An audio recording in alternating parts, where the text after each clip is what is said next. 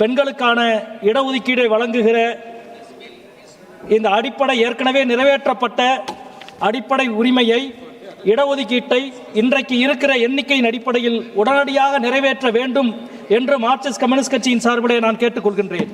ஆனால் மக்கள் தொகை கணக்கெடுப்பு, தொகுதி மறுவரையறை என்ற சிக்கல் நிறைந்த இரண்டு விஷயத்தோடு இதனை இணைக்கிற பாஜகவின் சதியை முழுமுற்றாக இந்த அவையிலே நாங்கள் எதிர்க்கிறோம். இதுவரை நீங்கள் தென்னிந்தியர்கள் தமிழ்நாட்டினுடைய நிதியை பறித்தீர்கள். இப்பொழுது எங்களின் உரிமையை பறிக்க நீங்கள் திட்டமிட்டிருக்கிறீர்கள். நாட்டை ஆளுவதில் எங்களுக்கு இருக்கிற பங்கை நீர்த்து போக செய்ய நீங்கள் சதி செய்கிறீர்கள். இது நாரி சக்தி மசோதா அல்ல, பாஜகவின் நரித்தன மசோதா என்பதை இந்த அவையிலே நான் குறிப்பிட்டு காட்ட கடமைப்பட்டிருக்கிறேன். இரண்டு பெரிய மாநிலங்களின் தேர்தல் நடந்து கொண்டிருக்கிறது. தமிழ்நாட்டின் சட்டமன்ற தேர்தல் நடந்து கொண்டிருக்கிறது. இவ்வளவு அவசரமாக இந்த அவையை கூட்ட வேண்டிய அவசியம் என்ன? மக்களவையை சேர்ந்த 40 உறுப்பினர்கள் தேர்தல் களத்தை விட்டு நாங்கள் இங்கே வந்து நிற்கிறோம். உங்களுக்கு அந்த பிரச்சனை இல்லை. ஏனென்றால் பாஜகவையோ அதன் கூட்டணியான அதிமுகவையோ ஒரு எம்பி கூட தமிழ்நாட்டு மக்கள் தேர்வு செய்யவில்லை. எனவே நீங்கள் இழப்பதற்கு எதுவும் இல்லை. ஆனால் மாறாக நாங்கள் இங்கே வந்து நிற்கின்றோம். தேர்வு செய்யப்பட்ட நாங்கள் இங்கே வந்து நிற்கிறோம். எங்களுக்கு தேர்தல் வெற்றி தோல்வியை விட தமிழ்நாட்டின் வெற்றிதான் முக்கியம் என்பதுதான் காரணம். இங்கே பிரதமர் மிக நீண்ட 40 நிமிடம் உரையாற்றினார். எதிர்க்கட்சிகளே எனது உரையை கேளுங்கள் கேளுங்கள் என்று சொன்னார். அது சரி, நாங்கள் 40 பேரும் இங்கே இருக்கிறோம். நாடாளுமன்ற விவகாரத்துறையினுடைய இணையமைச்சர் எங்கே இருக்கிறார்? பிரதமரின் உரையை கேட்காமல் திரு எல்முருகன் அவர்கள் எங்கே இருக்கிறார்? அவிநாசியில் ஓட்டு கேட்டுக் கொண்டிருக்கிறார். மேட்டுப்பாளையத்தில் எடப்பாடியோடு சேர்ந்து பொதுக்கூட்டத்தில் இருக்கிறார். நண்பர்களே, உங்களுக்கு தேவை தமிழக மக்களின் ஓட்டு, எங்களுக்கு தேவை தமிழ்நாட்டு மக்களின் தன்மானம் மிகுந்த வெற்றி. தன்மானம் மிகுந்த வெற்றி. அந்த மறுவரையறை பிரச்சனை என்பது இன்றைக்கு நேற்றைக்கல்ல. ஏற்கனவே 1952, 62, 72 ஆகிய காலங்களில் சென்சஸின் அடிப்படையில் மறுவரையறை நடந்தது. ஆனால் தொகுதி மறுவரையறை சென்சஸை கடந்த 50 ஆண்டுகளுக்கு முன்பு 71 நிறுத்தி வைத்து 50 ஆண்டுகள் நிறுத்தி வைக்கப்பட்ட சென்சஸின் அடிப்படையில் மறுவரையறை நடக்கிறது. ஏனென்றால் இந்த பிரச்சனை அவ்வளவு முக்கியத்துவம் வாய்ந்தது. பன்மைப்பட்ட ஒரு தேசத்தில், அசமத்துவம் கொண்ட ஒரு தேசத்தில், பல கலாச்சாரம் கொண்ட ஒரு தேசத்தில் மிக நுட்பமாக கையாள வேண்டிய ஒரு பிரச்சனை. 50 ஆண்டுகள் கிடப்பிலே இருக்கிற ஒரு பிரச்சனையை 50 மணி நேரத்துக்கு முன்பு மசோதாவை கொடுத்துவிட்டு அவசரமாக விவாதிக்கிறீர்கள். உங்களது நோக்கம் தேசத்தின் ஒற்றுமை அல்ல, தேசத்தினுடைய ஒற்றுமை இன்மையும் வெறுப்பும் தான் உங்களின் அடிப்படையான நோக்கம். நண்பர்களே, இன்றைக்கு இருக்கிற 543 எம்பிக்கள் 850 உயர்ந்தால் தமிழ்நாட்டுக்கு சராசரியாக 60 எம்பிக்கள் வர வேண்டும்.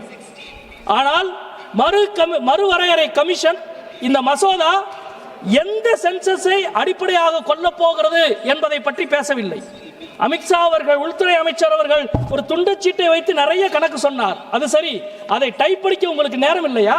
மசோதாவில் அதை சொல்ல முடியவில்லையா? எந்த சென்சஸ் அடிப்படையில் இந்த மறுவரையறை கமிஷன் செயல்பட போகிறது என்பதை பற்றி நீங்கள் ஏன் பேச மறுக்கிறீர்கள்?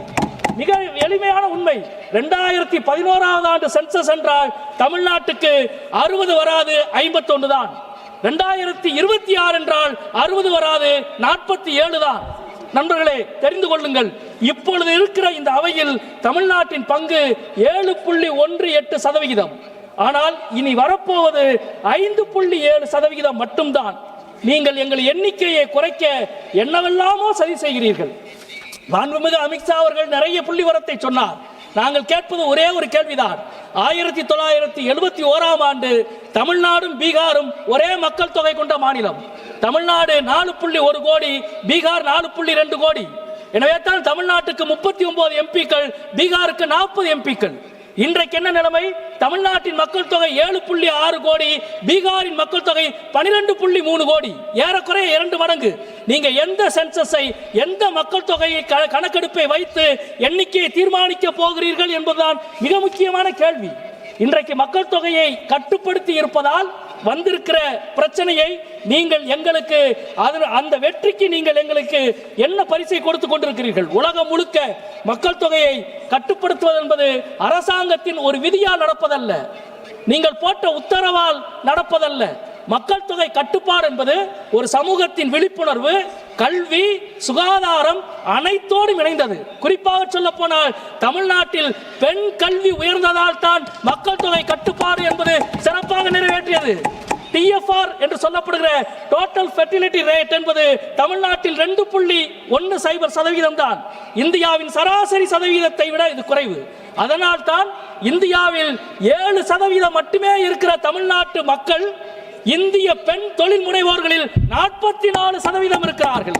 இந்த சாதனைக்கு பின்னால் இருப்பது கடந்த 1971 இருந்து இன்றைக்கு 2011 வரை தமிழ்நாட்டு மக்கள் தொகை 75% தான் அதிகரித்திருக்கிறது. ஆனால் ராஜஸ்தான் 166% அதிகரித்திருக்கிறது. பீகார் 146% அறிவித்திருக்கிறது. உத்தரப்பிரதேசம் 138% அதிகரித்திருக்கிறது. மக்கள் தொகையை கட்டுப்பாடு என்பது எங்கள் வெற்றி. எங்கள் வெற்றியின் மீது நீங்கள் காட்டுகிற வெறுப்பு தான் இந்த மசோதா. எங்கள் குழந்தைகளை பள்ளிக்கூடத்துக்கு அனுப்பியதால் நீங்கள் காட்டுகிற பாரபட்சம் தான் இந்த மசோதா. இங்கே மாண்புமிகு பிரதமர் அவர்கள் நான் வஞ்சனை செய்ய மாட்டேன் என்று மீண்டும் மீண்டும் சொன்னார். தமிழிலே கூட சொல்லுங்கள், நான் சொல்லுகிறேன் நான் வஞ்சனை செய்ய மாட்டேன் என்று சொன்னார். மாண்புமிகு பிரதமர் அவர்களே, நாங்கள் வெளிப்படையாக கேட்பது, நீங்கள் மக்கள் தொகை கணக்கெடுப்பு என்பது எல்லா காலத்திலும் நடந்தது. சுதந்திரத்துக்கு பிறகு 1960-70 போர் நடந்த பொழுது கூட நடந்தது. ஆனால் கொரோனா காலத்தில் நிறுத்தப்பட்ட மக்கள் தொகை கணக்கெடுப்பு ஏன் கடந்த 4 ஆண்டு காலம் நடத்தவில்லை? மக்கள் தொகை கணக்கெடுக்காமல் இந்த புதிய நாடாளுமன்றத்தை கட்டிடத்தை கட்டி 888 இருக்கைகள் இங்கே ஏன் அமைத்தீர்கள்? இப்பொழுது கொண்டு வந்து மசோதாவை வைக்கிறீர்கள், நாங்கள் மக்களவையின் எண்ணிக்கையை 850 உயர்த்த போகிறோம் என்று. திரைமறைவாக எல்லா வேலையும் செய்துவிட்டு எங்களை நம்புங்கள் என்று சொன்னால் பகுத்தறிவு இருக்கிற நாங்கள் ஒருபோதும் உங்களை நம்ப மாட்டோம். உங்களது திரைமறைவு அஜெண்டாவுக்கு நாங்கள் முடிவு கட்டுவோம் என்பதை இந்த நேரத்தில் சொல்லிக் கொள்கிறேன். மக்கள் தொகை கணக்கெடுப்பு